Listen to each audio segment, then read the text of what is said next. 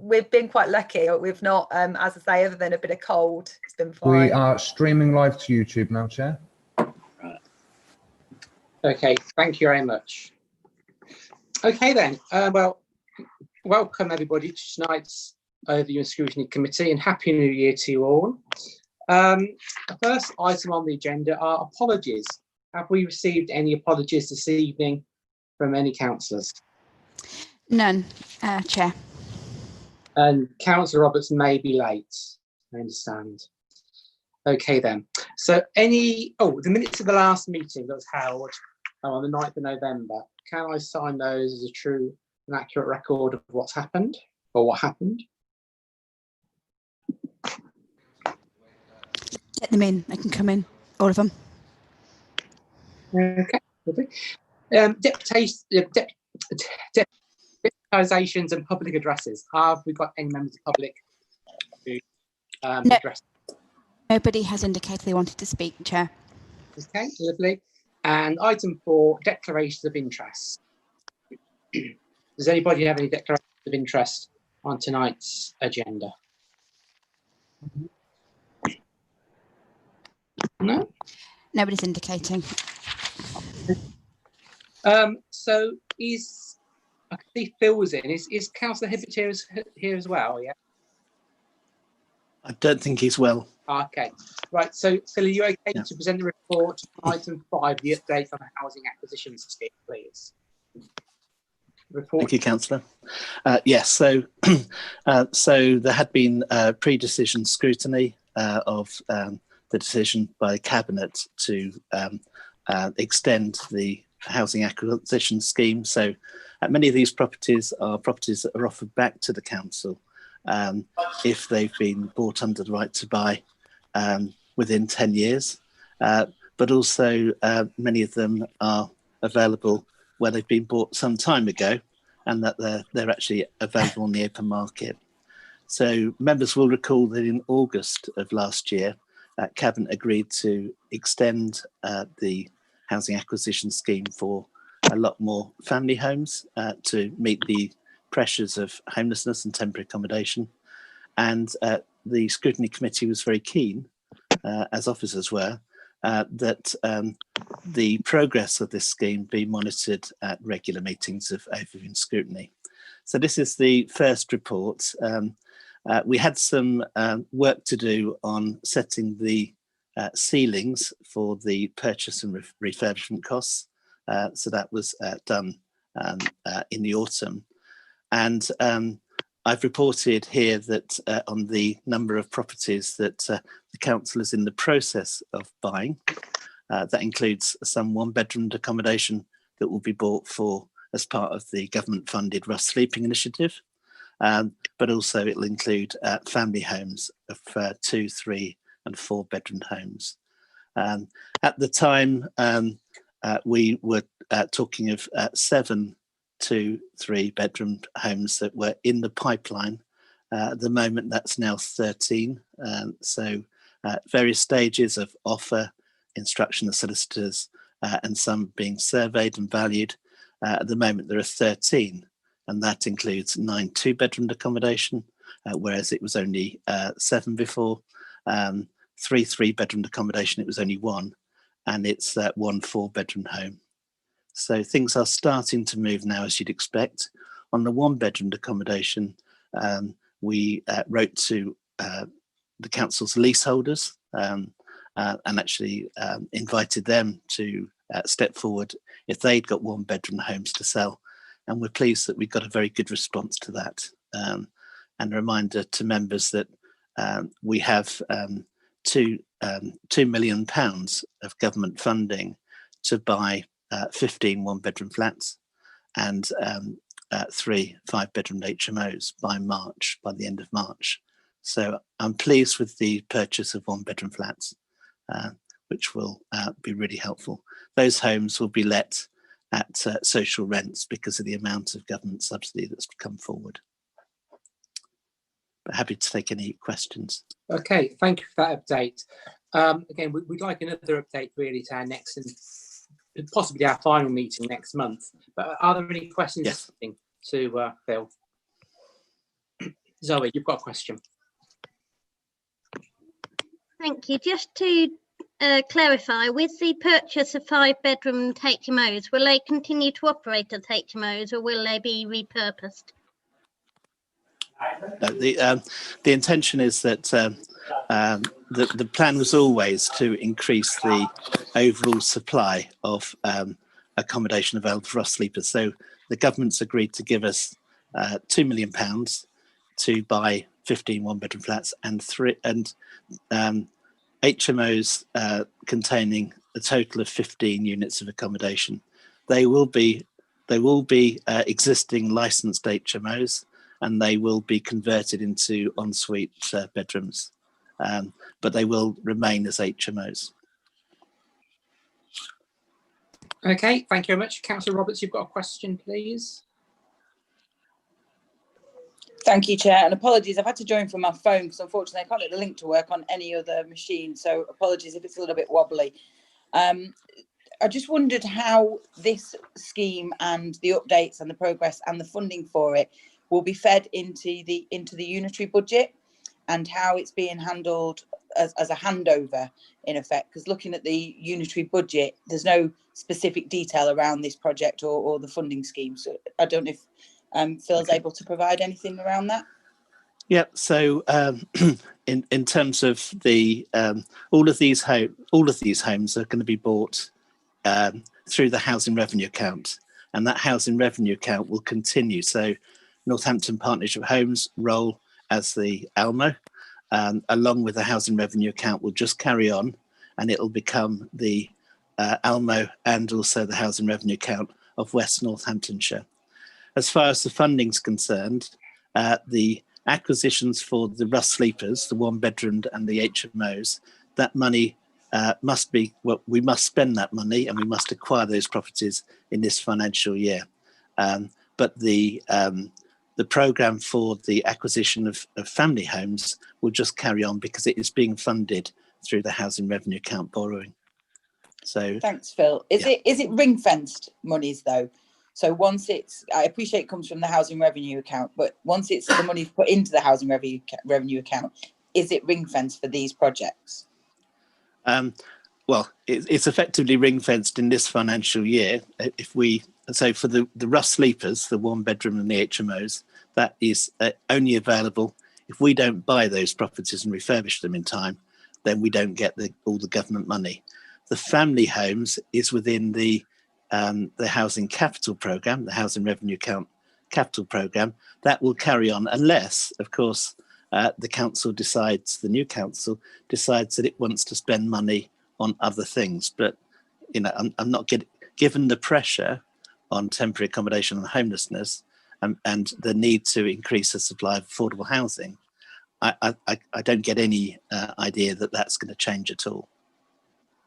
Sorry, I keep pressing. So from what you're saying there, I'm taking that it's not ring-fenced.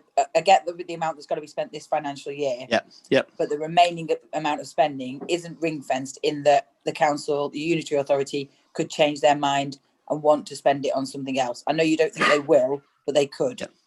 Yep. Yeah, I think the important thing is it's only the housing revenue account, so they'd have to spend it on other things to do with the housing revenue account. So the council could, for example, say, no, we don't want to continue with this scheme, but we want to build more homes or put that borrowing into the improvement of existing council tenants' homes. It can't go to the general fund, for example. It can't be spent on anything else. Really helpful. Thank you very much. Thank you. Okay. Hello, I have a question. Okay, Aziz.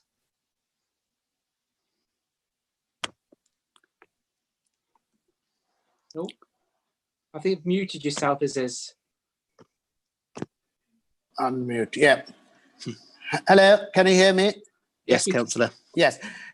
Phil, you just mentioned that you acquired some one-bedroom house or flat. Which group this flat or house will be distributed? Because I'm very concerned about a lot of professional people they got a job and they can't live in HMO and they're struggling to find one-bedroom flat or house. what we're trying to do is to increase the council's stock of accommodation, whether that's family homes or one-bedroom accommodation.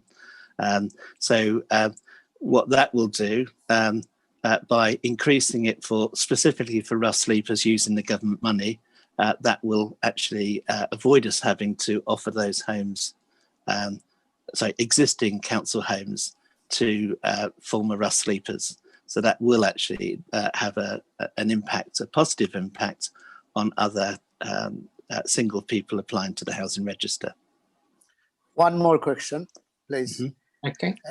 You know, a lot of big houses, 3-4 bedroom houses allocated to family, and currently some of the family members reduced, they're gone to different places, but still probably some of the houses only 2 or 3 people living. So are you going to take these big houses from this existing tenant and give them smaller house? Yes, Because there is a lot of demand for bigger houses. Absolutely, and I know that Northampton Partnership Homes is working hard to the housing allocation scheme that determines how we allocate housing, actually prioritises those council tenants that are actually under occupying large family homes. So they would get priority for rehousing in smaller homes for exactly the same reasons as you've explained. So we do offer a priority. It is something that we've talked to Northampton Partnership Homes about doing more of in the future. One more question, if you have time, please. You know, this buy to right scheme. Some of the house has been sold, and some people, after they sell 1 year later, they are letting it out. Is council going to check on these people? As the right to buy rules exist at the moment, once you've bought it, then that is yours to do with it what you want. If you were to choose to sell it within a certain period, then you've got to repay the part of the discount based on how quickly you resell it. But actually, there is nothing stopping somebody exercising the right to buy and then letting it straight away. Well, Okay. so are you checking on this? Who's letting it out straight away? And because my understanding is there's a certain period.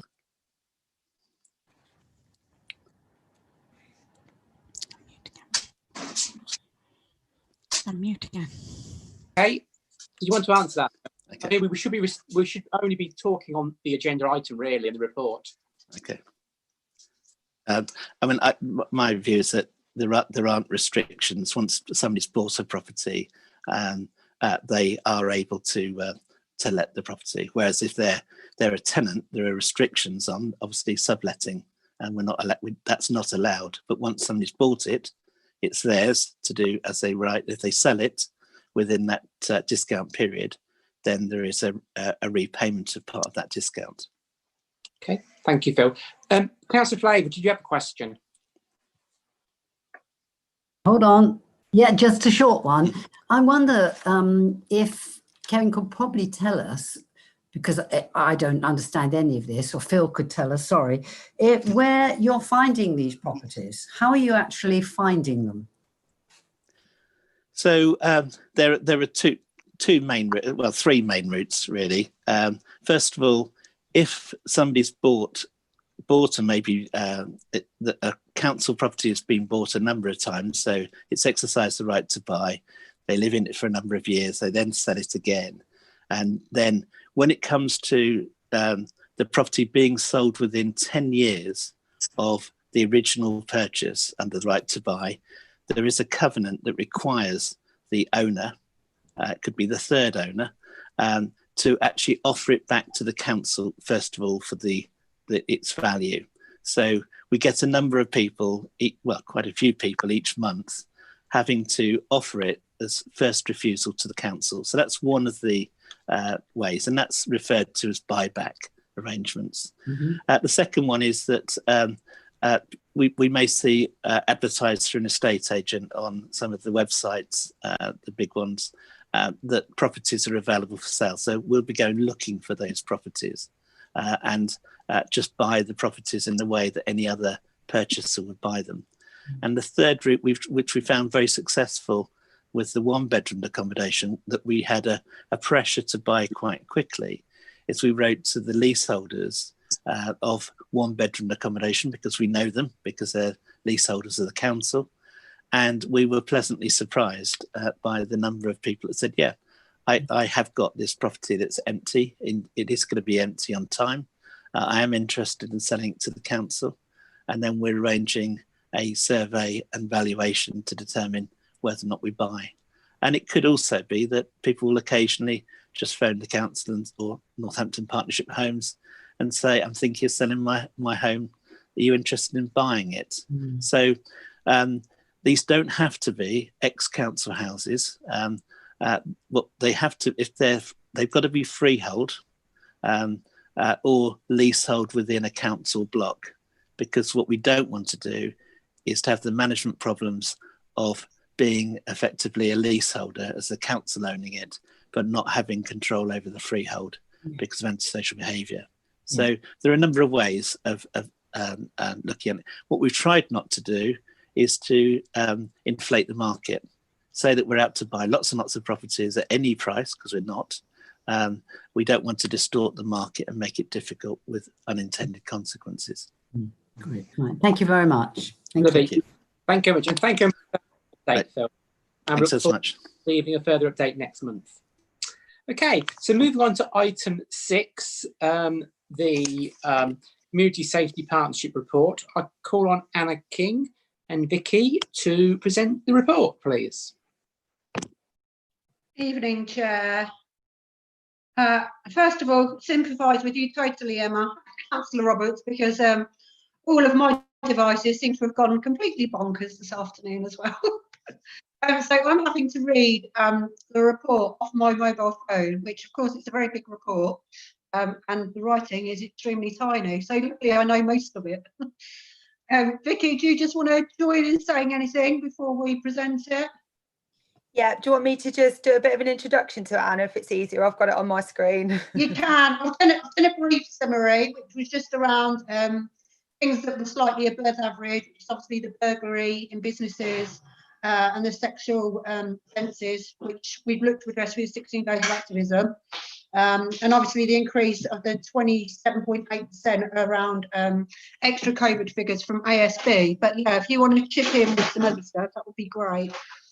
So I guess just to pull out the strategy was refreshed in March last year to reflect the partnership's new priorities. And as Anna said, the overall picture with regards to crime is a fairly positive one, notwithstanding that we still have some challenges, particularly in relation to violent crime in all its forms, really. And this does remain a priority for the partnership moving forward. The COVID-19 pandemics made us realise more than ever the importance of our strong community engagement network, which we've relied on really heavily throughout the pandemic, working with community leaders and the community and voluntary sector. We've been able to provide support to those that have most needed it, and also to help deliver the important public health messages that we're all focused on. Despite the team, though, offering support to the COVID efforts, we've still been able to deliver a number of community safety engagement projects at a neighbourhood level, and the detail of that's in the report. But just to pick out a couple of things, so we've been able to take a wider contextual safeguarding approach in relation to tackling gangs and youth violence. We've been able to develop some safe spaces for young people, and by working really closely with our youth network providers and attached youth teams, particularly Free to Talk. And we've delivered a number of our engagement events on a virtual platform. We've implemented some PSPOs and really taken a proactive approach to tackle antisocial behaviour. And our antisocial behaviour officers have been tackling the offenders and also supporting victims. And the report gives some of the details of that particular activity. So at the end of the report also just gives an overview of the next 6 months, 3 to 6 months worth of planned activity that we'll be looking to deliver to ensure that we remain focused on delivering the priorities of the Community Safety Partnership strategy. And as we've mentioned, those priorities will remain around violent crime, particularly youth violence, and also anti-social behaviour. I think they're the key bits, Anna, that I just wanted to draw out. Yeah, lovely. Thank you, Vicky. So yeah, as you can see on there, the work for the next 6 months, what we're hoping to still achieve is the Knife Angel visit in May. Don't know if that's going to be completely likely or not, but behind the scenes we have been making some key messages with local community members, police, youth providers, so that we'll still have some content that we can deliver in May. And of course, public spaces protection orders are continuing to still go in. We're just waiting for the gates to be installed for Jay's Jetty. And we've got another one that's coming to Cabinet next week as well. So just happy to take any questions on it, really. And there's a lot of information there. Some of it you've seen before and some of it is updated since our last presentation. Okay, thank you for that. Any questions to Councillor King and Vicky? All happy with that report? Councillor Russell and Councillor Roberts and Councillor Meredith are all indicating. Okay, Councillor Roberts, we go to you first. Thank you, Chair. Just a very brief one, just around multi-agency meetings and whether or not they are going to start again, and whether we're going to. I think the last one I got from my area came through just before the last lockdown. We met just beforehand, and nothing has been scheduled. Whether that be, I appreciate we can't meet in person, but online since. They're really helpful. I just wondered if there was an intention to set those up virtually all across the wards. Do you want me to answer that? I don't mind, whichever. They should be all happening. Councillor Roberts, I'm not sure why it's not happening in your area, but I'll take that back. The majority of the other neighbourhood level multi-agency partnership meetings have been going ahead since probably about April time. So we probably did have 4 to 6 weeks when we set up the Community Resilience Hub, but since that point we have been trying to get them all set up where partners have been able to engage and community groups have been able to engage. So I'll take that back, or perhaps have a conversation offline as to why they haven't started. That would be really helpful from a personal perspective, because I was certainly receiving invitations to everything and I haven't had anything. So yeah, if we could follow that up, that would be great. Livy, thank you. Councillor Russell, what's your question, please? Thank you very much. I don't mind if this is Anna or Vicky. Is there any change, or is there any changes planned to take on the new, stricter, more defined responses to people who are not adhering to the COVID regulations in the coming weeks and months? Thank you. Yes, big question, and I don't know the answer 100% on that. I know, Vicky, you've been at the public health meetings on Friday. I don't know if you've heard anything further from what I have done on that. In terms of planned, in terms of government legislation, I can't answer that. But in terms of the powers that are already in place, there's lots of enforcement activity that's already been taken place. Northamptonshire Police, I think, are one of the higher performing police forces around enforcement activity for breaches of the COVID regulations. So there is lots of enforcement activity already taking place, and I know we're talking about doing some more communications around some of those breaches, some of the fixed penalty notices that are regularly being issued, and where there's been business breaches, to try and communicate that further to the public, to act as a deterrent, and make people aware that breaches will be enforced. Does that answer your question?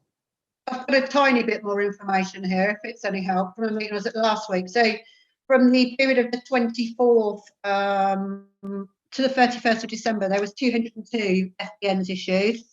That was around 113 gatherings that were intercepted. So that's the kind of figures we were looking at for about a week. Obviously, it would have been higher because it was New Year's Eve, but I know the police are out a lot more lately. But did you want a follow-up question on that, Catherine? Yes, please. The government, it appears the government is trying to change the tone on the style and narrative for people who break the COVID regulations, who breach them. And it's felt, or it's thought apparently, that people are feeling more comfortable about breaching the regulations because so much of, or so many of the headlines are about people who are breaking them. So it's thought that some people think, well, if they can do it, so can I. And I think government is trying to move on and put much more positive narrative into the public eye. For example, you know, we've had all these people staying at home, and this whole sector has been doing Zoom meetings. Somehow change it into a much more positive narrative. I'd agree with that. I think it's more around people taking personal responsibility, isn't it? And those messages to make people think about their actions and take their own personal responsibility. I've certainly noticed that the tone's changing centrally as well. Okay, thank you. Councillor Meredith, what's your question, please? Yeah, thank you. Being a good citizen, if I see a car parked for a period of time, I usually take a picture of the number plate and then I report it if it's got no tax on. Now, I've been told by the community warden that during this COVID epidemic, that they're not taking any action against people who don't pay their car tax.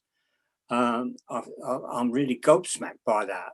I've reported 3 or 4 cars that I know have been just parked for a long time. The last one I reported was a van which has been there for 6 months and it has no tax. And I've reported this to our community warden, but she's told me that the DVLA are not pursuing people with no car tax. Do you know anything about this? Because I don't think it's fair to all the people that have to pay their car tax, and some people are getting away with it.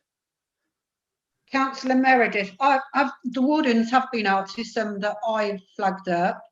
They haven't needed to intercept because we have managed to rectify the situations. But please put them through the contact centre rather than go directly to the warden, because then we've got a paper trail, an email trail even, of what's going on, so we can keep track of that and correct it and make sure it's correct information.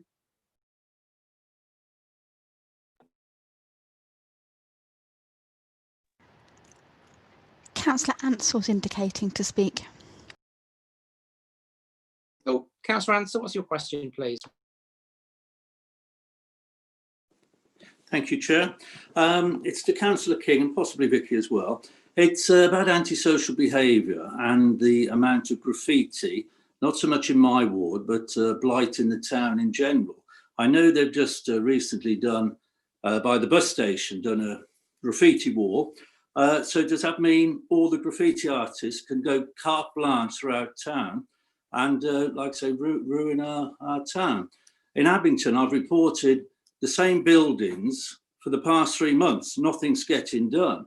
I just get stupid, right to the contact centre, to various officers and this and that, and just absolutely nothing gets done. So as we are going into this transition to the new council, although I believe it's going to be a lot longer than everybody else thinks, are we just going to go laxy-daisy and do nothing about things? Because I just think we've really gone laxy-daisy lately as a borough council. Sergeant Bedford has been in touch with me last week and says, you know, we need to get the park rangers and everything else taking pictures of these tags, especially the racist tags in Abington Park at the moment, and, you know, get something done about it, get them arrested, because quite honestly, it's absolutely ruining the town completely. Thank you. Thank you, Councillor Ansell. So yes, next to the bus station, We call it Street Art. It's a coordinated wall games project we've done for 2 years. It's with professional artists. It's not in the style whatsoever of the graffiti that you're referring to in the tags. Anything that does hold any kind of racist remarks on there is supposed to be immediately removed. So I will make sure that park rangers are a bit more vigilant going out and taking pictures. If you've got any specifically you want to forward to me, I'm more than happy to take that up. And same to all councillors. But please, yes, street wall games project and graffiti are 2 types of different things. I do think it's important that we set a line against the difference there, because one's a positive and one's a very bad negative. Okay, thank you very much. So thank you very much for that report, Vicky and Anna. Councillor Ansell's indicating again. Oh, have you got another question, Councillor Ansell?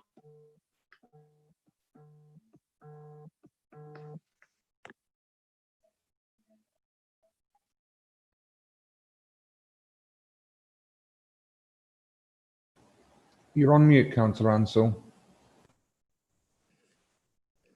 There we go. I'll be okay. Yes, going back to Councillor Meredith's point on untaxed vehicles, a lady got in touch with me regarding the back of Abington Avenue. All these cars in a garage, kind of, all totally blocking the alleyway. We say to them, yes, we'll sort it out before Christmas. We'll go to the garage person and we'll serve them with notice, this and that. Never got done. And now they've come back, said, oh, yes, we'll do it, we'll do it on the 15th of January. You know, leaving this poor lady, she wants to sell a house and she can't because everyone, doesn't like all these cars parked everywhere. And it is an aggressive person, this person that has a garage. And once again, we're just really turning a blind eye. As a council. Again, Councillor Ansell, if you want to forward me any correspondence you've got on it, I'll pick it up for you. But once again, I feel we're being incredibly lackadaisical on these things, as if to say they're just letting, causing absolute hell for the residents in that area. It's not been brought to my attention previously, but please forward it to me. Okay, Councillor. Okay, King. Thank you. Councillor King. Councillor Walker, did you have a question? You're indicating. Yeah, just a second. The thing about these cars, I had a company in Ransom Road contact me about these vehicles, and I did go down and look. And this has been going on for 18 months now. We sent these numbers in. Actually, I sent them to Councillor Smithers at the County Council because we've been trying to get yellow lines put down there because it's a danger. We sent him everything. Number plates, everything. And I got a reply back from a private company that works for the county council to say, oh, you'll have to take this through your local county councillor. Well, why should I have to go to my local county councillor when it's in my patch and I should be able to pass this on? They just seem to be passing the buck all the time. These vehicles are being used over a Christmas period, and this has gone on since not this Christmas, but last Christmas. And there's a group of guys that are using one area to park these vehicles and service them on the road. I've sent all the information and I'm getting nowhere. And I think really we should start to do something about these vehicles. And I'm really disgusted that the county council just sent me a message to say, I'll get your county councillor to deal with it. Thank you. Mm-hmm. You want to... I'll just reply. Thanks, Councillor Walker. You've said it's flagged as a NCC issue. Hopefully, when we're a unitary, one day things will be a bit smoother and we won't have to pass the buck backwards and forwards. In relation to that one you've just mentioned about working on the street and things, if there's any crime that's associated to it, if you want to just let Vicky or myself know, we'll look into it for you. Okay, thank you very much. So moving on to item 7 then. This is the performance management scrutiny reports that we looked at, the performance reports meeting, and we highlighted 4 areas that we wanted further updates on. So I call on Councillor Hadland to present his report on the very clever title of MPE02, which is the number of new jobs created on Northampton Waterside Enterprise Zone. So over to you, Councillor Hadland. Thank you very much, Chairman. The report, the briefing note went out with the papers, so I'll assume that everyone's read it. Just one or two highlights. I think the job figures are set out at 2.1. There's been a general downturn in take-up because the low-hanging fruit has been picked, and the sites that we're now dealing with are the more complicated ones. I mean, 4 Waterside being a classic example. And what we will see in the future is not a steady rise in job take-up, but come forward, I think, in quite large lumps. And we've got Vulcan Works coming on stream in the next few months, and that will be a quantum leap for that particular project. And we'll have more and more of those as time goes on.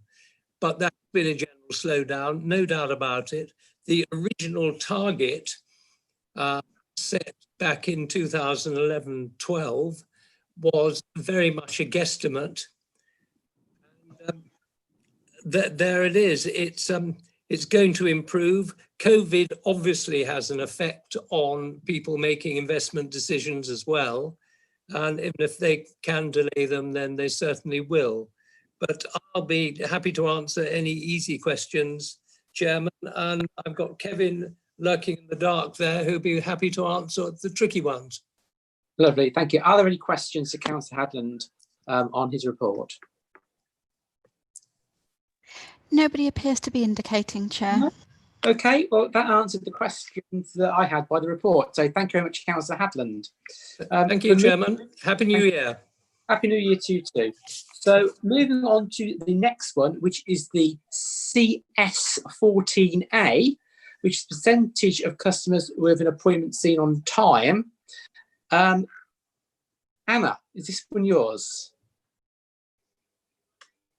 Oh, you're on mute. Just trying to get all my papers together for the next couple because everything's all completely in different places. I think Jerry is here to answer that one. Hi. Welcome, Geraldine. Hello, thank you, Councillor. Yes, so I've completed a paper which I hope you've all seen, and just really to summarise it. So following COVID in June last year, we got some bespoke training that we've delivered to all of our customer service advisors. So those people working within the one-stop shop and also in the contact centre. And that training was specifically to support vulnerable customers, but more importantly, to identify those first and to be able to ask the right questions to identify those vulnerabilities. So the feedback from the team have been really positive. The one-stop shop is open for business. I have 3 agents available within the one-stop shop, as well as a floor walker. We have got bespoke processes for all our partners. So although the partners are not in the one-stop shop, but they are operating their services over the telephone.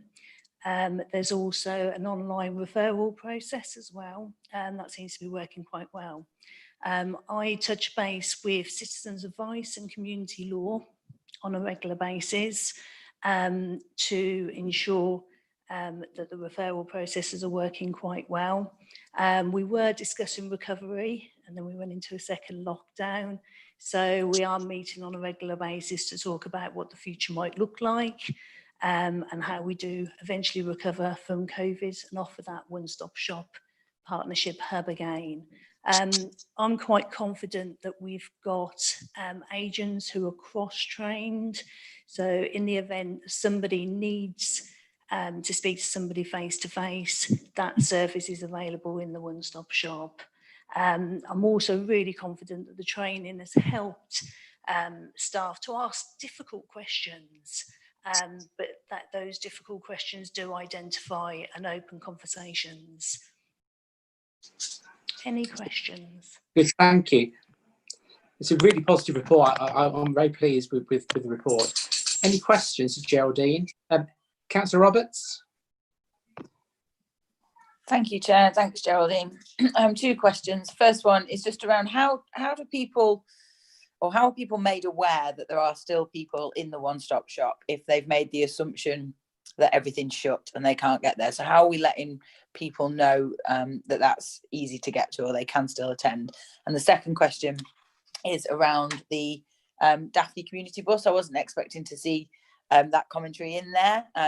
I appreciate we've had an update from MPH to say the bus will be back out on the road. Given that we're now in the 3rd lockdown, is that still the case, or is that kind of a respectfully, I mean, old news and now they need to revisit that news? Yes. So just going back on the first point, we are not advertising that the one-stop shop's open.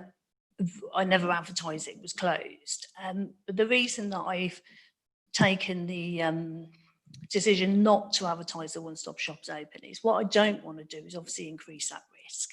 So what we are doing is I'm working really closely with the partners. So as if somebody identifies somebody needs a face-to-face appointment, so for instance, today we did 2 face-to-face appointments on the back of LGSS work. So if somebody identifies actually there's a vulnerability here, they will call our team leaders line and then we'll book an appointment for them. If they come in, then obviously they come in and we can normally get them an appointment within half an hour, if not immediately. So it's difficult, Councillor Roberts, because what I don't want to do is advertise it and then everybody comes in. We've got some really good, robust processes in place that prevent, that mean that they don't need to travel into town and increase that risk. But, you know, there are some people that physically cannot do that transaction and would need a face-to-face appointment. And we're doing everything in our power to capture those people. Thank you, Geraldine. I don't think you need to apologise for not advertising it like that. I think you are actually advertising it through your partners and the relevant people that can refer it in. That makes perfect sense. I just wasn't clear if they were fully aware of that. And on the Daphne bus, did you say yes straight away? I was right. Yeah, so Daphne bus, obviously due to lockdown, that's not happening at the moment, but we are reviewing that as things go on. Okay, and are they communicating that to people? Because they have communicated that it'd be back on the road, but I haven't seen a separate communication to say that it won't be. Yes, well, we've also communicated on our phone lines, but I will double check that actually, because I know they said they were, but I haven't seen one either, so I don't know whether it's been communicated. It might be worth them communicating that, and also that the hubs are still available, because they are able to make appointments with the housing officers through the hubs. So I think that's a really good point. Okay, thank you very much. Councillor Meredith, you had your hand up for a question. Yeah, thank you, Chair. I just wanted to say I was quite pleased about what Geraldine has said about the one-stop shop. It's quite important that the one-stop shop doesn't receives too many people going in there, because with this new variant, which is now classed as airborne, people can pick up this virus very quickly. So I think that's an excellent decision that she has made. It's a better system which is working now than it is when you go to try to see a doctor. You can't see a blasted doctor for the love or money. Long as they got the information, if people phone up, they can get the information and talk to people direct. I'm very happy with the way that is operated. Thank you, Chair. I wanted to just say that. Thank you. Councillor Ansell's indicating to speak.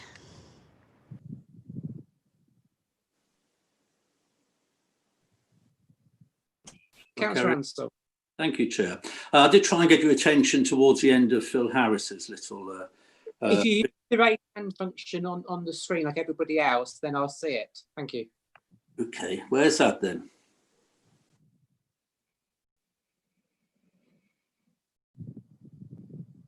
If you go to your three dots under more at the side, you've got your raise hand function.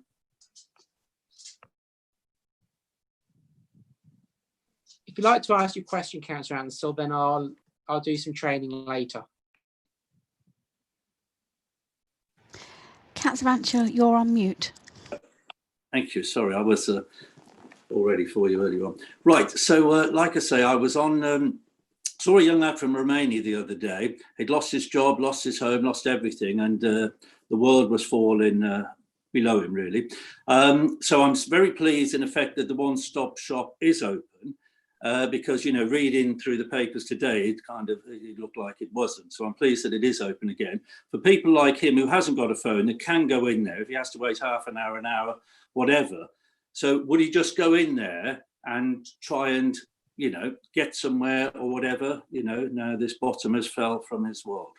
Yes, so he can present in the one-stop shop. We have got the phones available. So straight away he should be assessed by somebody on the telephone, and then they'll take the process. So if he needs to see somebody face to face, we'll organise that. If we need to help him with an application, etc., we'll take the next steps that meets his needs. Lovely. Thank you very much. Thank you. Thank you. Okay. Thank you very much. Thank you very much for that report. So moving on to the next one, which was ECC04, which was the percentage of household waste recycled and composted collections. Now I'll call on Councillor Hallam to present the report. Thank you, Chairman. Happy New Year to you. There is a briefing note has been circulated, and I'm happy to take any questions. Any questions to Councillor Hallam on ESC04? Councillor Kilby-Shaw's indicating chair. Dan. Yeah, thank you, Chair, and thank you, Councillor Hallam, for the report. I do have an additional question, though. How far from the desirable subscription is 53%? What projection were you hoping for when the chargeable garden waste was introduced? Thank you. Yeah, thank you. We completely surpassed all expectations in terms of what we were thinking. Chris will correct me, but I think we were down in the 33% level, if that's right. Chris is on the call to correct me if that's wrong, but it exceeded our expectations. We tried to under-promise and over-deliver. Lovely, thank you. Any further questions, Sam? You happy with that response? I'm happy with the response. Thank you very much. Okay. Well, thank you very much for that briefing note, Councillor Hallam. Move on to the next one, which I think again is yours, is the PP53A, which is the percentage of surface requests responded to within 5 days. Again, you've given us out your briefing note. Anything you want to add? Once again, nothing to add. I'm happy to take any questions. Any questions to Councillor Hallam? Councillor Ansell? You want to unmute yourself, Councillor Ansell? Not doing very well tonight, am I? Right, No. Councillor Hallam. Yes, you know, I've copied you in and wrote to you about the bins around the park not getting emptied. With the lockdown again, the parks are incredibly busy. But the same with the graffiti, you know, as I mentioned to Councillor King, things don't seem to be getting done. I keep writing and writing and writing to the contact centre, and it just seems to get ignored. So I just wondered if we had a reason why things are getting ignored and just being left on the back burner. And as I mentioned, graffiti throughout the town is absolutely appalling at the moment. Sure, yeah. Obviously, we're working collectively, and thanks for your help with that in terms of working on the park numbers, because I think it was yourself that coined the phrase that we're seeing summer levels of people in the park in the winter, and we obviously need to respond to that, and that's obviously a separate piece of work that we're looking at with Mr. Peter Hackett, and something that's hopefully developing in the next week or so. In terms of the actual service requests, really the reason that's driving it is unfortunately COVID. A lot of the time, there are a number of people that have to shield, particularly when there's a national lockdown. So a number of people experienced in November disruption of the food waste service.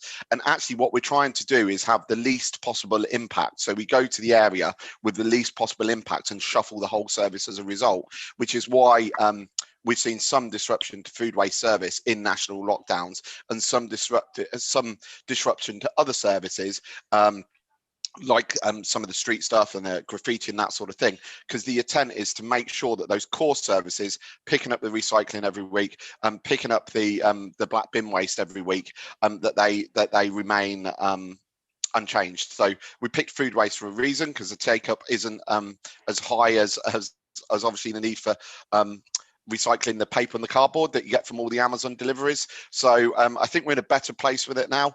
And some of I have requested today that local government is being made available some rapid testing kits for local government. So I've requested that some of those come to people with on the contract, so that previously might have been shielding, so we can get those regularly tested as well. So hopefully we'll get a yes to that, and then we'll have an impact on some of the services. But those rapid testing kits are deliberately designed for key workers, and obviously I would classify people working on the contract as key workers. Yeah, I have been given numerous dates for the graffiti to be cleaned. It hasn't been. They said they have done, but they haven't at all. Then they give me other dates, and then on Friday they said, can you send me the pictures of the original graffiti that you sent me before? It just seems incredibly disorganised, this council at the moment. Yeah, I agree. I agree in terms of the graffiti, because obviously I've seen a number of those calls copied into it. We are taking it forward and kind of taking forward the area in the surrounding streets around the parks. It's really important, I think, that if somebody goes to put their coffee cup in a litter bin, that they're able to fit it in, and that's been a bit of a challenge, but hopefully we will get there over the coming weeks. Okay, thank you very much. Councillor Meredith, your question, please. Thank you, Chair. My question is on the graffiti. I don't really want to bring up individual cases, but I feel in this instance, because there's been a lot of talk about graffiti, I have to talk about the graffiti, what was done on Talavera Way. The council, in their wisdom, decided that they would turn up and clear the graffiti, and what they done on a white background, they painted grey paint on it, and it looks absolutely appalling. I have reported this individually to Councillor Hallam, but I'm afraid I had a negative response from the council to tell me that some machinery had broken down or something, and they couldn't respray it or whatever. I was wondering if Mike has got any views on it, because when you're driving into my area from Talavera Way, it looks appalling. Yeah, I'm happy to take it forward again. I can't quite recall the email off the top of my head, but I've been having similar technology issues over the last few days, so that may explain that. But when I am next out in the car, and I'm not sure when that'll be, I do drive down there quite regularly, although I haven't actually been out anywhere this year yet. So I will endeavour to pick it up and have another look once I get those emails working again. Good, thank you. Councillor Roberts. Thank you, Chair. It may be the wrong point, but just because Councillor Hallam started to go onto the sort of the food collection, I noticed on the corporate plan report we've got consistent increase, or we're not hitting target performance as far as bins and boxes missed are concerned. I think that's as expected, and I fully understand why, and I've had lots of communications with Councillor Hallam and with Chris in respect of that. But I just wondered whether it would be a good time for sort of January, February time to have a full report on what we've learned from that, because I think Chris and Councillor Hallam will accept that we didn't necessarily do that rota movement as well initially, and we didn't get Veolia in the right place with that initially, but then we did towards the end, and I just want to make sure that we continue to see that happen into the early months of this lockdown. I think there may be some challenges that come back on that because of the shielding issue. actually, in my own area, I experienced it as well. And when you explain it to people that the whole system is designed to have the impact, they're actually really understanding. So I think what we got wrong was the communication bit and reminding people of just how important the key workers are. Actually, in compared to other areas, we've done phenomenally well. We've not had one disruption to a major bin collection. We've only had food waste disruption. Other areas in lockdowns have actually cancelled major bin collections for a significant number of weeks, and some of those councils are not a million miles away either. So compared to that, we've done significantly well to limit that disruption, albeit there has been some disruption. But as I said there, with everything, it's disruption for a reason. Imagine the alternative that somebody was collecting the food waste and then tested positive for COVID, and word got out that day they'd touched 1,000 bins in the area.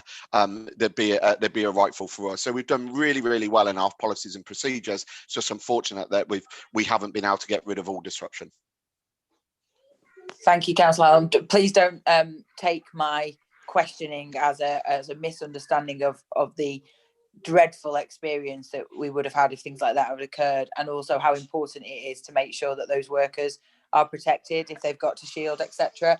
And I agree with you, the communication wasn't necessarily where it needed to be. And I just wonder, scrutiny we tend to use as a stock take as well, and whether actually just to make sure that January, February, we've got that right, that we have an update, which we would normally go through, Jamie, when we go through the next bit, but just because Councillor Hallam had mentioned it as part of this report, so I didn't forget, I wanted to raise it before we got to that element of the report. So if it's something that we can have an overview on as this is what we've achieved and this is the lessons we've learned, and we aren't going back to that particular point, appreciating that we didn't miss the major black bin or recycling bin collections.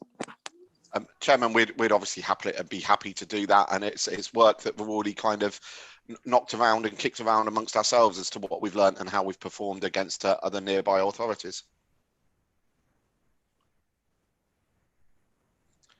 Chairman, you're on mute, which is a curse of the modern world. I am. That's the first time, I think. People want to mute me.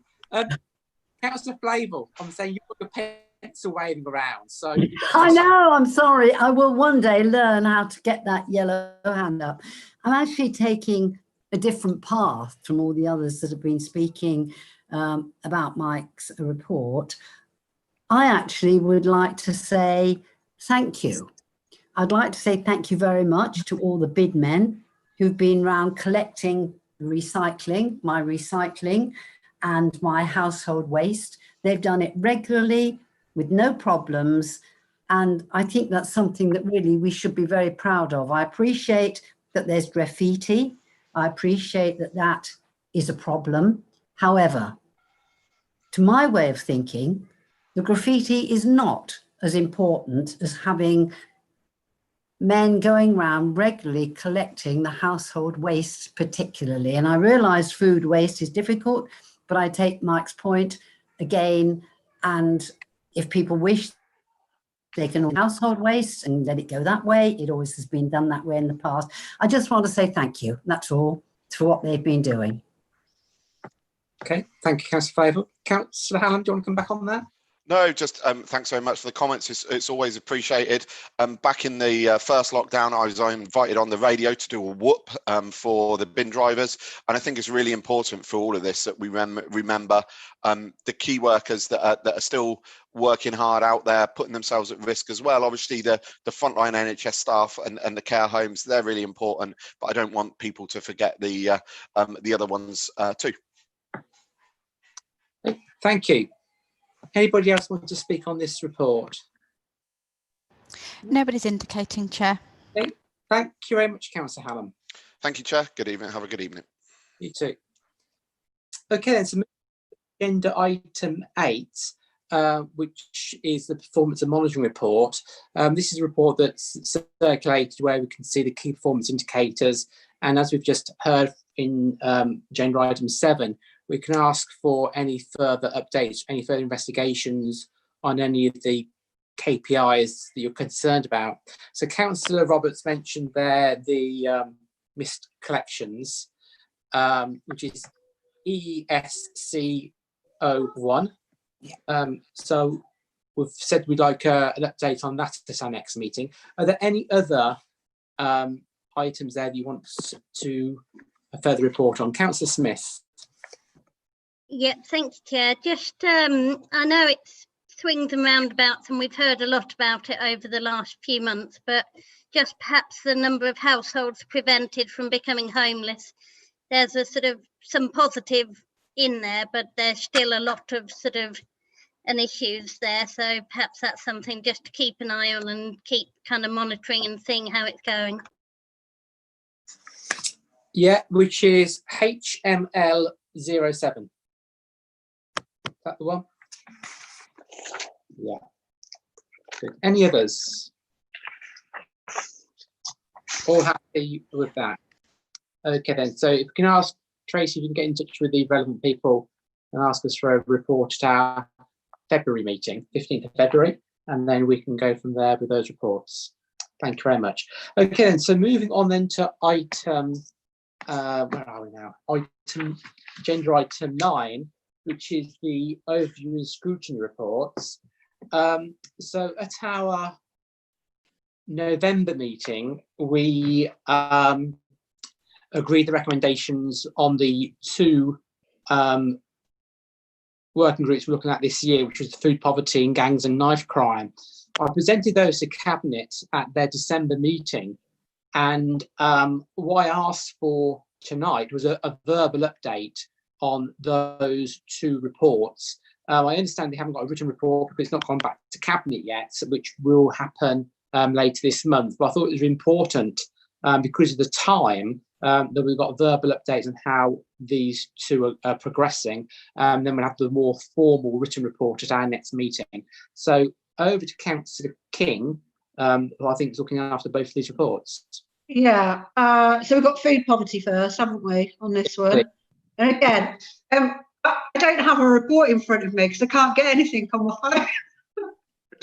So I'm just going to go through roughly what I think I remember was on there, which is obviously the DEFRA grant, Department for Environment, Food, Rural Affairs money has really given us a big step forward in Northampton. We've been able to address the food poverty.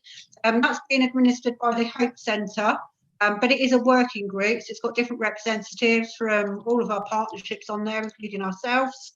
So that's been really great. We've also, of course, given £2,000 extra to every single borough councillor to be able to give out and help community projects, which I know loads of you have.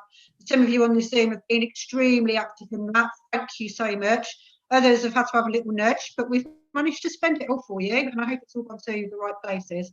Of course, the Community Foundation have done some great work as well this year, and just with the support of the Community Resilience Forum, all the key workers in the borough have done so much towards trying to address this.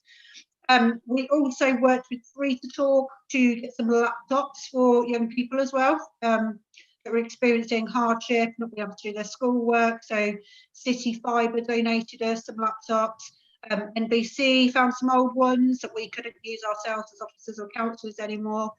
So there's a whole lot of work being going on. But as I said, I'm just doing this off the top of my head because I can't see the report at all. So any questions? Or Gary, do you want to fill in some bits? Yes, so if I just, I think you've covered most of that really well, but if I just say the next steps after it's been to Cabinet on the 20th, is that we're going to forward the report to the MPs of West Northamptonshire, so the new unitary, and we're going to ask for a response as stated in the recommendations, especially around recommendations 2.1.13, 0.14 and 0.16, which is that West Northamptonshire, employs a grants officer, with the main role is to investigate the funding that's available for crisis support. Now, currently Vicky's team, and Vicky does a fabulous job regarding that, but that was one of the recommendations mentioned within the report. And also that the West Northamptonshire become a living wage employee. So again, that's something that we're asking for comments from the MPs from West Northamptonshire, and also around the national campaigns challenges to ensure that food poverty remains a priority, as it is at the moment on the back of COVID. Any questions at all? Councillor Roberts, you've got a question. Yeah, more of a statement or observation, I think, but thank you both. And I really do appreciate all the work that has gone on at a community level and at borough level over the last year, given the difficulties that everyone's experienced. And, you know, personally, okay, personally, sorry, she asked permission for everything at the moment. All the work that's been done at a community level and everything that's been chipped in. But I do feel slightly worried that when I spoke at Cabinet in December and when the report was presented to them, I indicated I've emailed several times now asking what's going to happen, when the next steps, when's the working group being set up, what action is being taken. And I haven't had, and no disrespect, Anna, I haven't emailed you, because Jonathan asked me to email him. So Councillor Nunn was the person I emailed. I haven't had a response from him, nor Councillor Golby, nor anybody else that I'd emailed in respect of that. And I'm now hearing we haven't got that yet. Now I might be mishearing what you're telling me, but I feel like we've not taken those internal steps to move the report forward. We've got lots of community groups and lots of activists working hard to get this done, but we're not necessarily hitting the detail on that report, and I worry that we'd be March before we touch it, and then as a collective we won't be necessarily here anymore to push that forward. So I think as much as we can get done beforehand, the better. Yeah, Councillor Roberts, if you want me to follow up that email that you sent to Jonathan, I'm more than happy to, so just send it on to me and I'll have a look. Thank you. Perfect. Thank you. Councillor Smith, your question, please. Thank you. Just double checking on what was said, I perhaps didn't quite understand. With West Northampton Authority becoming a living wage employer, and you mentioned that we were contacting the MPs regarding that.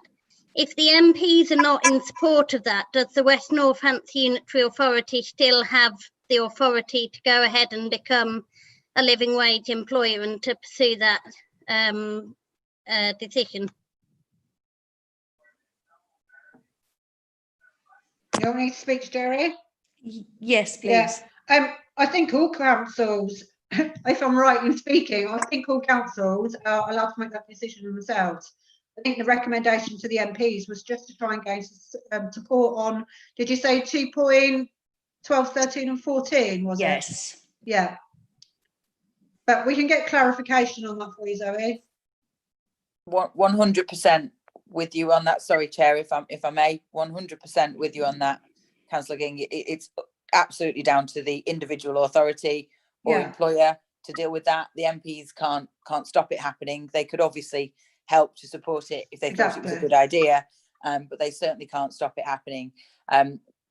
Obviously, the key parts of that in the report was that the borough encouraged a living wage employer. They haven't necessarily got long enough left, but if the borough starts to put forward the fact that it should have been and wished to be a living wage employer, and that's an accredited living wage employer, that's the important difference, then they can feed that through into the unitary authority, and that's what we should be doing. I think that's what we all who were part of the report desired. That's what we wanted to happen.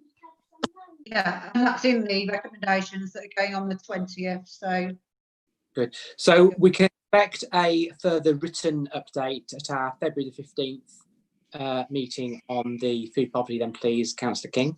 Yeah, no problem. Thank you. And knife crime, gangs and knife crime. Where are we with that one, please?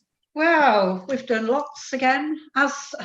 Again, I don't have any papers in front of me. I don't know what the numbers of the recommendations are. Yeah, as we touched on earlier, and Vicky will join in with this as well, because of course we work extremely closely on this work. Free to Talk has been delivering a number of projects for us. We've back in from the Home Office, so we've been, I'd like to say fortunate we've received the money, but we didn't want to be fortunate that we're an area that actually needs the money, but obviously it helps with what we're trying to achieve here. And we've got a number of the safe spaces that are going to be utilised in the town centre.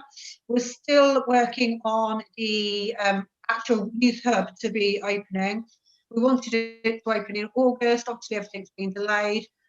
It's just with legal at the moment, having some assistance to sign off the heads of term. So hopefully, I doubt it will be before the end of this borough council, actually, but we're making progress slowly to try and get that secured.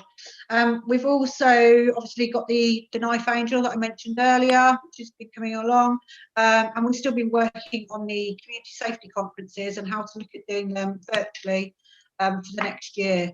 So, Vicky, do you want to add anything else on? Yeah, I know we have loads. Yeah, there is loads. And to be fair, the community safety partnership report probably details a lot of the activity that we've been doing, particularly around youth violence and gangs, which gives kind of a wider view. But specifically in terms of the recommendations, we've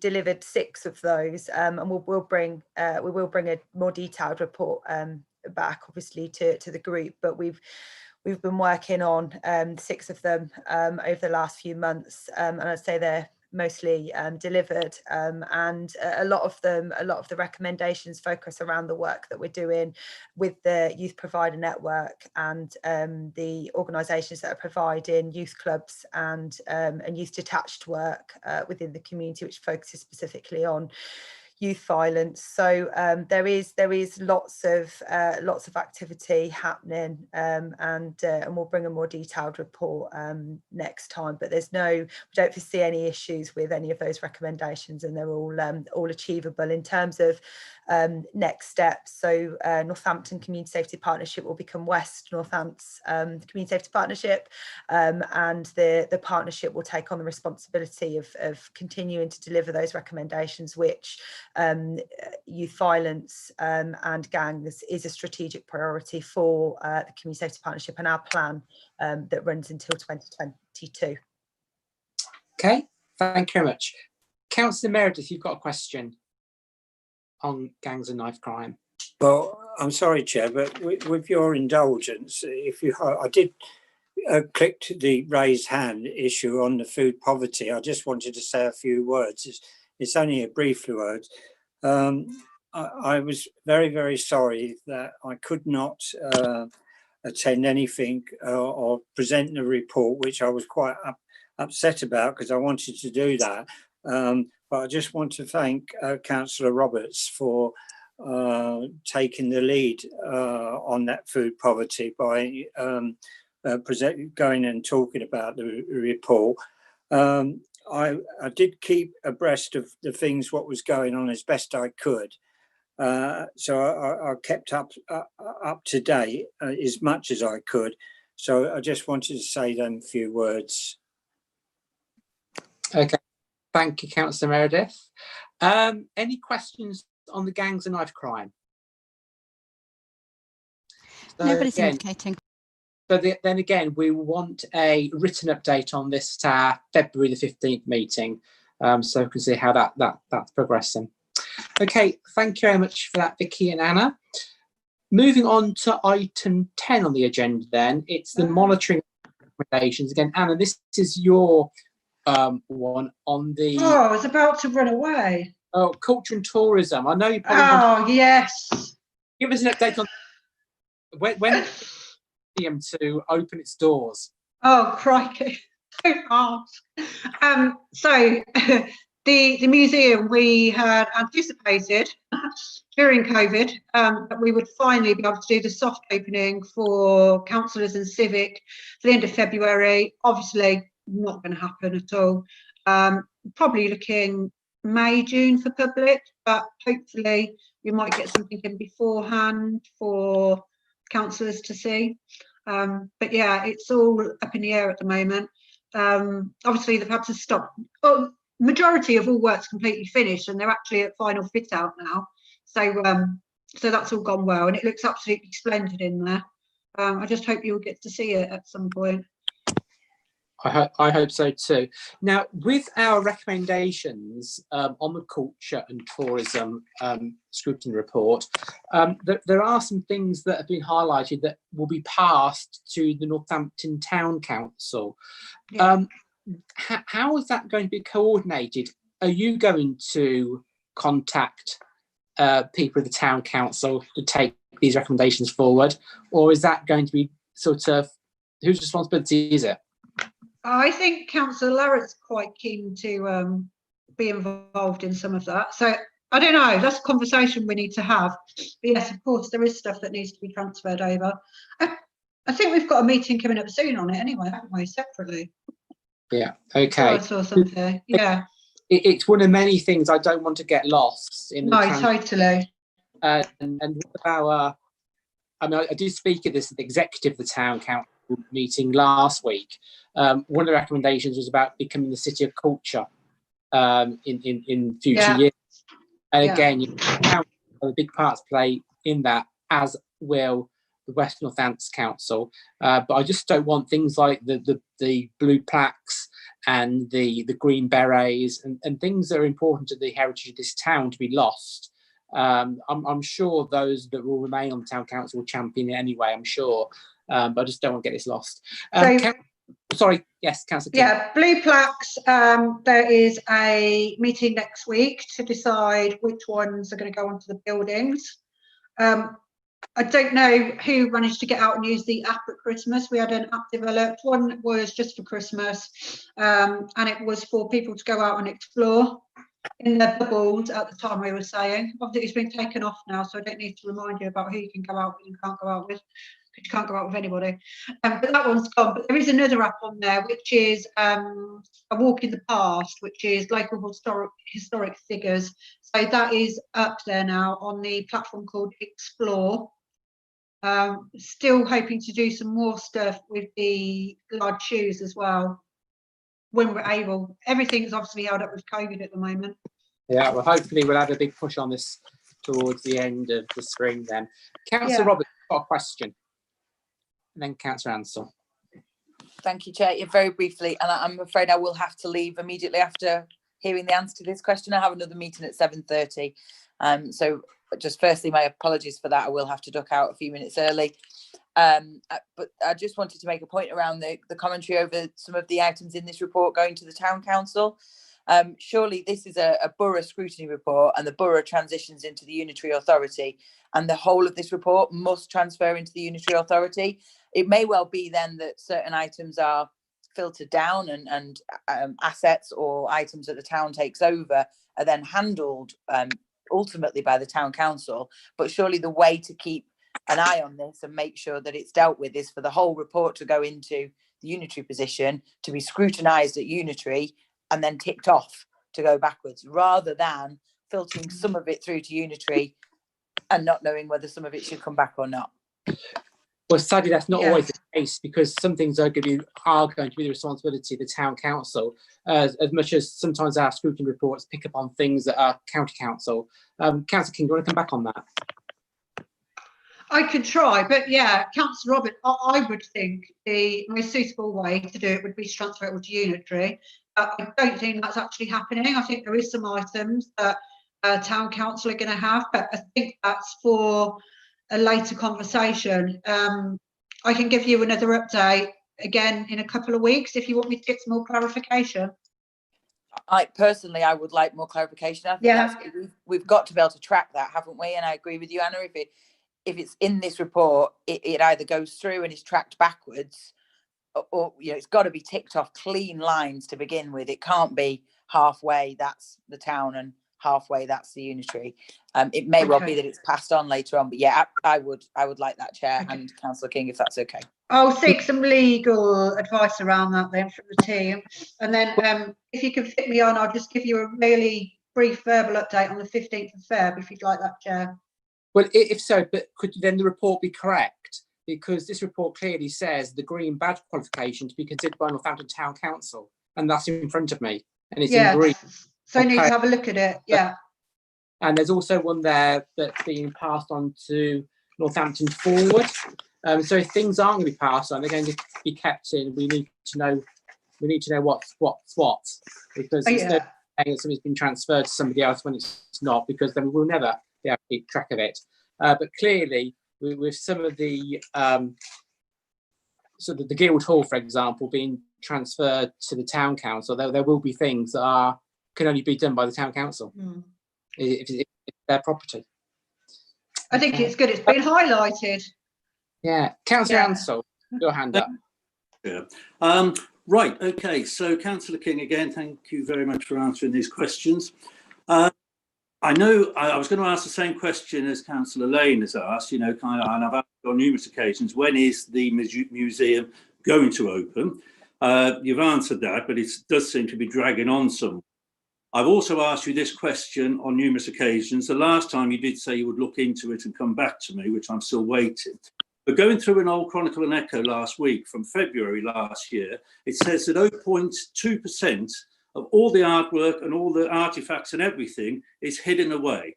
When I was the mayor the other year, I asked for a picture to be hung in the museum, in the mayor's parlour. And at one point, I thought I'd have more of a chance of asking the Queen to borrow the crown jewels to put on display.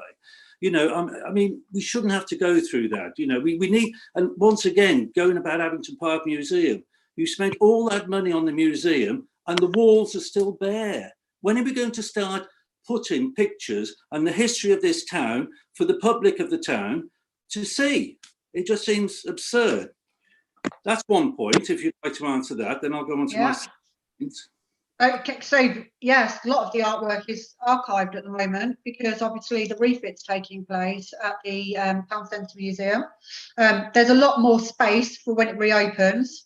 So I can't guarantee you every single thing will be on display because we simply don't have enough room. But I know they are hoping to rotate a lot more at that museum. What was the second question? Okay, I just, sorry, you haven't fully answered my first question.